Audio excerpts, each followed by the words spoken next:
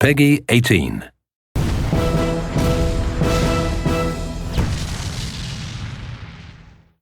There were a lot of very smart, talented, capable, and very committed people that were involved. And I think that if there was a very simple problem or decision they could have made, or a simple problem they could fix, or some behavior they could change that would have allowed the game or helped the game ship, that they all would have jumped at that and they would have done that. So I can imagine then that there were a lot of complex, cascading things that contributed to why now Duke Nukem Forever is legendary as the longest development cycle in the history of all video games. I got into level design with Duke 3D when I was in 6th grade. So I'm a Duke fan. I remember looking at a magazine, looking at screenshots of Duke Nukem Forever and thinking, wow, I have to pre-order this game because it's amazing, you know? And all these years, and I mean, I've been on that ride as same as anybody else. For me, from my perspective, you know, I'm lucky that I actually enjoy working on the game and doing this stuff. So it wasn't so painful for it being a 10-year project because I was always doing new things, always getting new tech and things like that, so I enjoyed it. Everybody that was working on the project were all huge fans of Duke, and so we're all really passionate about what we're doing. So, you know, we're all going the extra mile just because we were doing what we loved. It was kind of this more of a circle where by the time we got some of these levels far enough along that we really liked them, we'd come back to the other ones that we'd worked on earlier, and enough had changed on the gameplay side of things, or another game had come out, and so the standards had changed, and so that original level that was really good a year and a half ago didn't really stand up as much anymore, and we wanted to go back and revisit it. And you know, I don't want to put all the burden on one person, so I'm not going to do that. We were all there, and we all, you know, voiced our opinions and desires, but you know, it was a continuous cycle of iteration that didn't have any real end in sight. We didn't have any plan put in front of us in terms of, okay, we're going to iterate to reach this goal. It was just, we're going to iterate, and then it'll eventually be awesome. It was getting harder and harder for people to believe that it was actually real. But every time that people really started to doubt, a trailer would come out showing off all these great new things. 1997, that trailer came out at E3, and it was great. And people were like, man, this is going to be spectacular.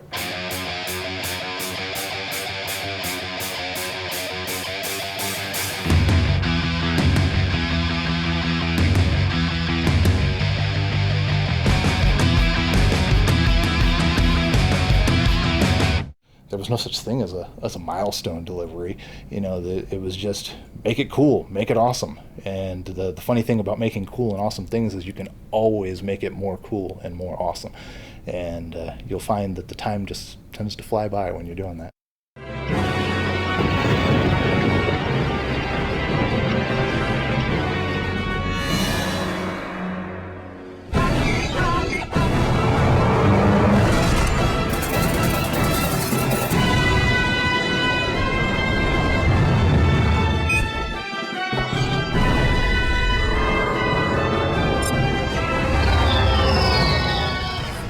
That was the E3, you know, God Games, they had, because the E3 space, I guess, was so expensive or whatever, they decided to put their booth in a parking lot across the street from the Los Angeles Convention Center, yeah. And so it was a huge, it just kind of turned this large, like, party. Yeah, party. I was just as apprehensive about it in 2005 as anybody would be today. Yeah. About the project then was as controversial and as long in the tooth as any. And I came to Texas with the idea of like, well, I'll give it a month and I'll see what happens, you know. Yeah. I didn't even get an apartment. I stayed in the hotel they rented for me as long as possible. But within a day, I was in the offices, I had met everybody, I really liked everybody, and I got to sit down and see the game, and I was really impressed. And that's what made me realize it was like, well, all this secondhand, you know, public postulating about how it is, it's not accurate at all. Yeah, it doesn't really relate to the same game. Yeah, it's almost yeah. like there's two separate games. There's the people that were expecting the game to be, and then what they think is going on, and then you get there and you see, oh, this is an actual legitimate game. It's fun to play, and all these things. They were like two separate things. I realized that Duke Nukem was a big hit and a pop culture icon when I started getting these calls from convention coordinators who wanted me to come be a guest. I went, why would you want me to be a guest at your convention? Well, you're the voice of Duke Nukem. Oh, really? That's why you want me? We have fans who want to meet you and get your autograph. Probably 2007, 3D Realms decides to release a teaser, and because of the relationship that we had with 3D Realms at the time, they actually decided to premiere it at our website.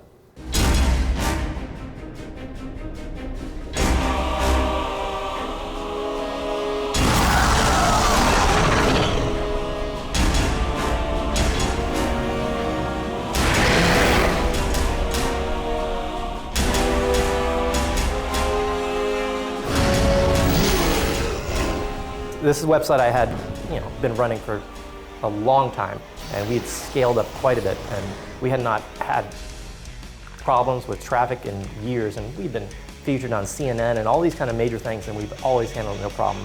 We put out a trailer though for that game, even though it's honestly just brief half-second glimpses of just a few things, and the whole thing came down. It looked great, and it didn't come out. So we kept going through these cycles of all the way from 97 from that first trailer to 2001 trailer to waiting a long time, 2007 teaser, and every time gamers were blown away with what great stuff there were, and why will this not come out? I've always thought the game would eventually come out because there was just too much there, and I'm glad that the Triptych guys here were able to pull it off. I went and interviewed at 3D Realms kind of on a whim, wondering what the game was about, and it was awesome, even back then. When I saw it for the first time, there were things in the game that nobody else was doing. And so I had a talk with George, and he convinced me to come over as a designer, and then I moved to Dallas with Kristen, and we worked on the game for 4.5 years until the dreaded day, which was in May of 2009 when 3D Realms shut its doors on the project.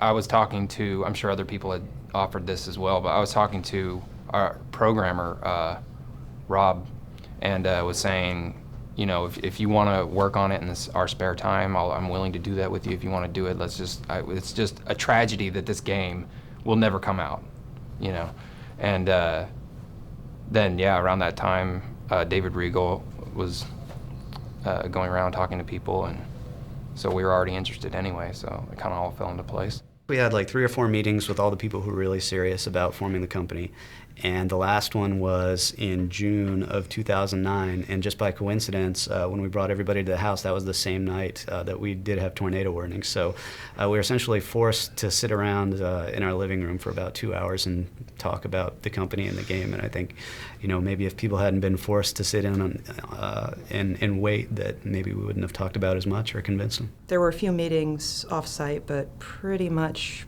our house became the center of everything. It was actually the most exciting time in my career, which is odd. I mean, usually you don't think you'd think that. I mean, yeah, I wasn't getting paid. I was working a ton of hours, and but it was all because we were working towards the same thing. We were all on the same page. We wanted to finish Duke. I did a lot of work on the weekends and stuff. I like doing various things. I concepted up a lot of the stuff that's in the game now, like Monster Truck I did on the weekends, pool tables I did on the weekends, air hockey I did on the weekends, and I just enjoy it. So for me, from my perspective, I'm lucky that I actually enjoy working on the game and doing this stuff. You hear a lot of stories about game companies starting in somebody's living room, with a project that nobody had heard of, and it really takes, once it's announced, it goes viral or whatever you want to say, and that's pretty much how it was. I mean, we were working crazy hours, we're getting on each other's nerves, starting to stink up the house and all that junk, but we were all really focused because we were going to be the ones that brought Duke back. Hail to the king, baby.